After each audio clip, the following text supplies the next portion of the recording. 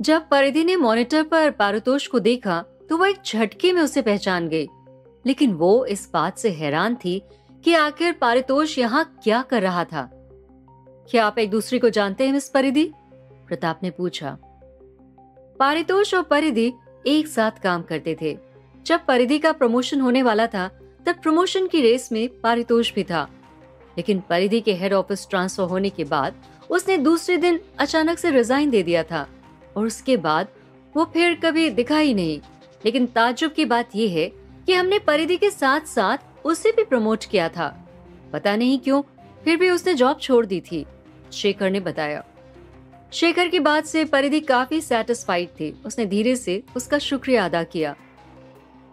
पूरा का पूरा होटल लॉक कर दो, वो आदमी यहाँ से कहीं बाहर नहीं जाना चाहिए, प्रताप ने एक रौबदार आवाज में कहा। सर्वेलेंस वीडियो में ये साफ दिखाई दे रहा था कि पारितोष कमरे के अंदर गया और फिर बाहर आया था, और बाहर आने के बाद उसके चेहरे पर घबराहट भी थी। जैसे ही प्रताप ने ये कहा, होटल मैनेजर ने पूरे होटल स्टाफ को सारे एंट्रेंस और एग्जिट ब्लॉक करने का ऑर्डर दे दिया। लेकिन ये सब करने के आधे घंटे बाद तक भी पारितोष का कहीं अता पता नहीं था। वो अभी तक किसी के हाथ नहीं आया था। इस सब तमाशे की वजह से चैरिटी डिनर वैसे भी बहुत डिले हो चुका था।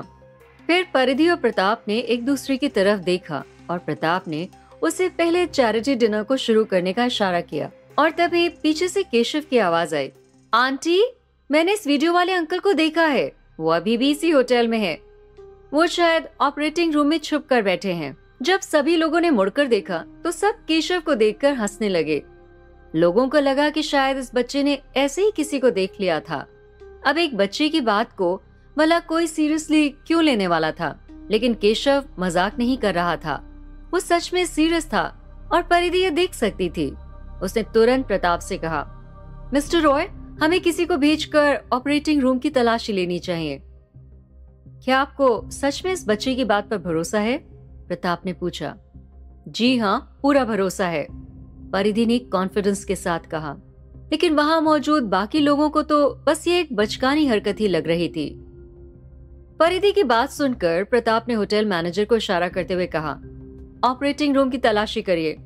Sure mister Roy, hotel manager ने कहा।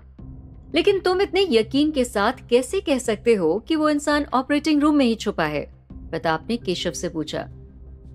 वैसे केशव बड़ा होशियार था, लेकिन ऐसी चीजों का पता लगाने के लिए होशियारी से भी ज्यादा एक तेज नजर की जरूरत पड़ती है। ये तो बहुत ही सिंपल है, आप एक बार सारे मॉनिटर्स को ही देख लीजिए। केशव ने अपनी नन्ही सी उंगली से सारे मॉनिटरिंग स्क्रीन्स पर पॉइंट करते हुए दिखाया। फिर उसने सीरियस आवाज में समझाया, वो वीडियो वाले अंकल पहले वहां स्टोरेज रूम से बाहर आने के बाद गायब हो गए। ये पूरा मॉनिटर सिस्टम ही तोड़ दिया गया है।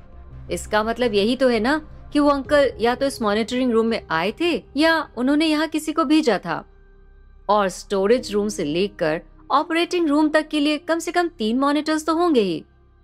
फिर केशव ने वो 3 मॉनिटरिंग डिवाइस की तरफ पॉइंट करते हुए दिखाया जो स्टोरेज रूम से लेकर ऑपरेटिंग रूम के उन तीनों मॉनिटर्स में साफ दिखाई दे रहे थे।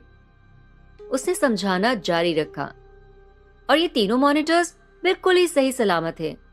यानी उन अंकल को यहाँ के सर्वेलेंस सिस्टम के बारे में ज्यादा जानकारी नहीं थी, और होटल के एंट्रेंस लॉबी और पीछे वाले ऑपरेटिंग रूम के पास कोई नहीं है।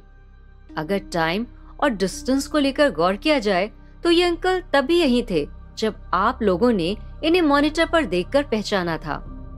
और सारे सर्वेलेंस सिस्टम को देखते हुए मुझे यकीन है कि वो अंकल बिल्कुल आखिरी वाले ऑपरेटिंग रूम में ही छिपे होंगे।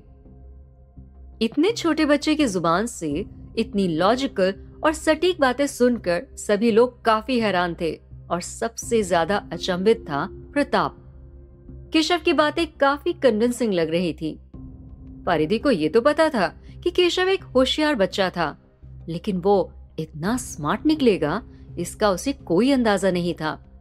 मेनन को केशव को देखकर लग रहा था जैसे वो साक्षात एक नन्हा सा चमत्कार देख रहा था। केशव की स्मार्टनेस देखकर उसकी आंखें चमक उठी थी। बॉस, ये बच्चा तो बड़े कमाल का है। ये हमारे लिए किसी खजाने से कम नहीं साबित होगा। हमारे पूरे गैंग में इतना स्मार्ट कोई नहीं है।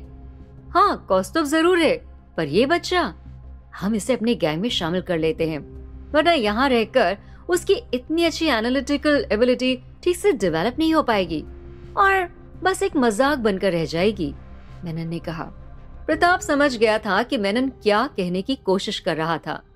मेनन चाहता था कि वो लोग केशव को किडनैप करके अपने गैंग में शामिल कर ले, लेकिन प्रताप ये बात जानता था कि केशव परिधि के बहुत क्लोज है और वो केशव को परिधि से दूर नहीं करना चाहता था। वो उसे किसी भी तरह की परेशानी नहीं देना चाहता था।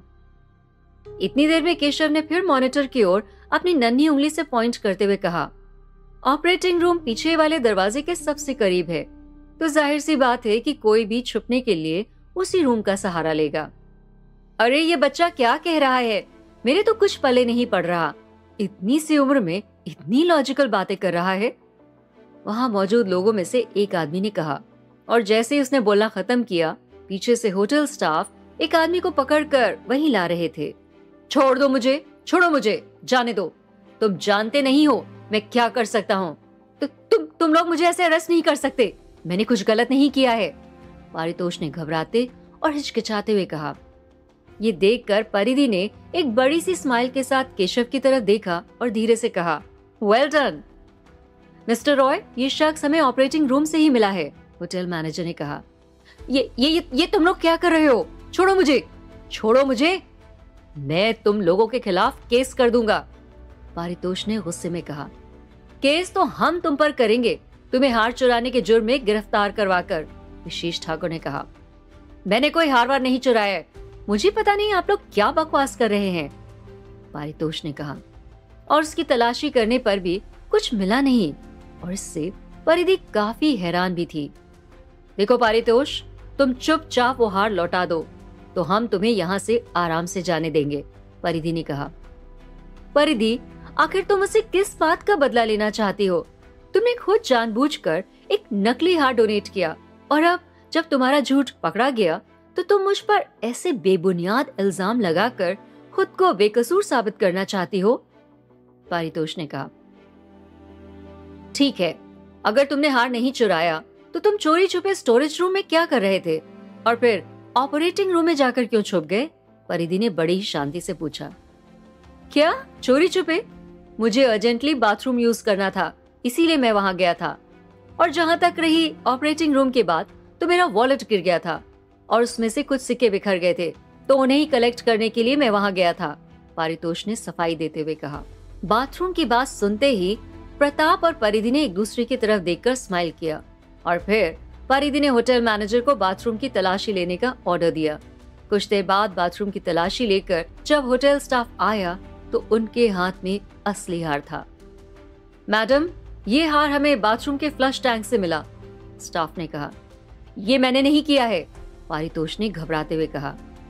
ठीक है, जब पुलिस यहाँ आ जाएगी तब बता देना, प्रताप ने पारितोष को धमकी देते हुए कहा। पुलिस की बात सुनकर पारितोष ने घबराकर अपना जुर्म कबूल कर लिया। उसने कहा, मैं इस हार को चुराना नहीं चाहता था, मैं इसे वापस कर ही देता, पर मैं परिधि को सबक सिखाना चाहता था। जब आपकी कोई कीमती चीज आपसे चुरा ली जाए तो कैसा महसूस होता है, मैं बस यही परिधि को बताना चाहता था। ऑफिस में प्रमोशन मिलना मैं डिजर्व करता था, लेकिन वो इस परिधि ने मुझसे छीन लिया।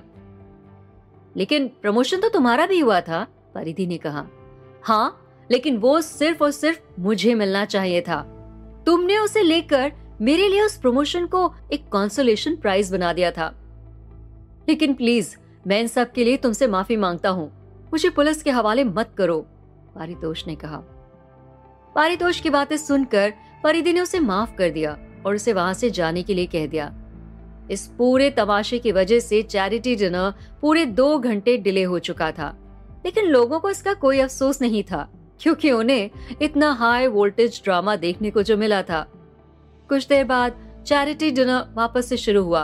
परिधि के डोनेट किए हुए हार को और किसी ने नहीं बल्कि प्रताप रॉय ने पूरे 50 करोड़ की बोली लगाकर खरीदा। अब जाहिर सी बात थी, प्रताप परिधि के डोनेशन को किसी और के हाथ जाने नहीं दे सकता था। परिधि प्रताप के इस जेस्चर से बहुत खुश हुई और उसने दूर से ही उसे थैंक यू कहा। और अब बारी थी तारुशी के लिमिटेड एडिशन बैग की। सबसे पहली बोली शुरू हुई 10 लाख से, फिर तारुशी ने बोली लगाई 10,50,000 की। फिर बोली लगने की आवाज आती गई, 20 लाख, मैं 30 लाख की बोली लगाता हूं। ऐसा करते करते उस लिमिटेड एडिशन बैग की बोली बढ़ती ही जा रही थी और इसके साथ तारुशी की घबराहट भी बढ़ती जा रही थी। अगर वो अपनी डोनेट की हुई चीज वापस नहीं खरीद पाती तो ये उसके लिए बहुत शर्म की बात होती। घबराहट के मारे उसकी नजरें मानव को ढूंढने लगी थी, लेकिन मानव की नजरें तो परिधि पर ही अटकी हुई थी। तारुशी ने जैसे ही मानव को देखा उसके पास गई और उसने धीरे से कहा, मानव प्लीज मेरी मदद करो, मेरे पास यहाँ बोली लगाने के लिए और पैसे नहीं हैं, तो तुम ही इसकी एक अच्छी सी बोली लगाकर मेरा बैग खरीद लो। लेकिन मानव के कानों में मानो तारुशी की कोई बात जा ही नहीं रही थी। उसकी नजरें तो बस एकटक परिधि को देख रही थी, जो प्रताप रॉय के बगल में बैठी थी, और जिस एंगल से वो देख रहा था उससे तो वो दोनों फ्लर्ट करते ही नजर आ रहे थे। मानव के सीने में जलन की आग लपटे मार रही थी। उसे ये बात बड़ी खटक रही थी कि परिधि और प्रताप इतने करीब कैसे हैं। तारुशी ने फिर से मानव से बात करने की कोशिश की। मानव देखो, मैंने 50 लाख तक की बोली लगा दी है, अब इससे ज्यादा पैसे मेरे पास तो है नहीं, तो प्लीज तुम भी कुछ करो वरना हमारी बहुत बेइज्जती होगी। अरे तो जब वापस खरीदने को पैसे थे ही नहीं तो तुमने अपना बैग डोनेट ही क्यों किया? और तुम्हें क्या लगता है कि मेरे पास कोई कुबेर का खजाना है जो तुम जब जितना कहोगे मैं उतने पैसे बरसा दूंगा? जाओ जो करना है करो, पर मेरा दिमाग खराब मत करो, मानव ने गुस्से में कहा। मानव की ऐसी बेरुखी देखकर तारुशी के दिल को बहुत चोट पहुंची। वहीं दूसरी तरफ परिधि और प्रताप बाकी लोगों के साथ एक टेबल पर बैठे थे। प्रताप परिधि के बगल में ही बैठा था और दोनों लोगों की नजरों से बचकर एक दूसरे के साथ फ्लर्ट कर रहे थे। प्रताप ने टेबल के नीचे से परिधि का हाथ कस के पकड़ लिया और परिधि अपने चेहरे की शर्म को छुपाकर उसे छुड़ाने की कोशिश कर रही थी। अब वो दोनों चाहे कितना भी छुपाने की कोशिश कर रहे थे, लेकिन लोगों को दोनों के बीच में केमिस्ट्री पैदा होते हुए दिख तो रही थी। और लोग इस बात से ज्यादा हैरान थे कि प्रताप परिधि में इंटरेस्ट दिखा रहा था। यहाँ ऑक्शन को लेकर तारुशी की हालत खराब थी। उसे अपना बैग किसी भी हालत में वापस लेना था, इसलिए बिना कुछ सोचे समझे घबराहट में उसने 10 करोड़ की बोली लगा दी। उस लिमिटेड एडिशन बैग की ये सबसे बड़ी बोली थी और इसके बाद ये बैग तारुशी की झोली में आ गिरा। पर प्रॉब्लम तो ये थी कि अब वो इतने पैसे लाती कहां से? वहां मौजूद लोग भी इतनी बड़ी बोली सुनकर हैरान थे। उनमें से एक लेडी ने कहा, इस तारुशी के पास इतने पैसे हैं भी जो इसने इतनी बड़ी बोली लगाई है? मैंने तो सुना है काफी कंगाली में चल रहा है इसका ससुराल, लेकिन फिर भी देखो पैसों की कैसे धौंस दिखा रही है। तारुशी की बोली सुनकर खुद परिधि भी हैरान थी, पर उसने कुछ न कहना ही सही समझा।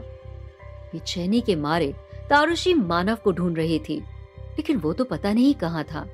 कुछ देर बाद वो तारुशी की बेवकूफी सुनकर खुद उसके पास आया और गुस्से में कोने में खींचा और उससे कहा, तुम्हारा दिमाग तो खराब नहीं है? ये क्या किया तुमने? कहाँ से लाएंगे हम 10 करोड़? यहाँ मैं पहले से ही कंगाली के कगार पे हूँ और तुम मुझे क्या नंगा करके छोड़ोगी? तारुशी के माथे पर अब पसीना आने लगा था। तभी वहाँ फंड रेजिंग इंचार्ज नीता आ गई और उसने तारुशी से कहा, मिसेस तारुशी आप प्लीज मेरे साथ चलिए और पैसों के डोनेशन की प्रोसेस पूरी कर दीजिए। ये सुनकर तारुशी का अब सर चकराने लगा था। तभी पीछे से एक आवाज आई, नीता डोंट वरी, पेमेंट की प्रोसेस मैं पूरी कर दूंगी। ये आवाज किसी और की नहीं बल्कि परिधि की थी। आखिर परिधि ने तारुशी को पैसे देने का ऑफर क्यों किया? क्या परिधि तारुशी की सच में मदद करना चाहती थी या फिर उसे सबक सिखाना चाहती थी? क्या होंगे इन सभी सवालों के जवाब? हमें कमेंट करके जरूर बताएं और आगे की कहानी जानने के लिए सुनते रहिए माय स्वीट गैंगस्टर, सिर्फ पॉकेट एफएम पर।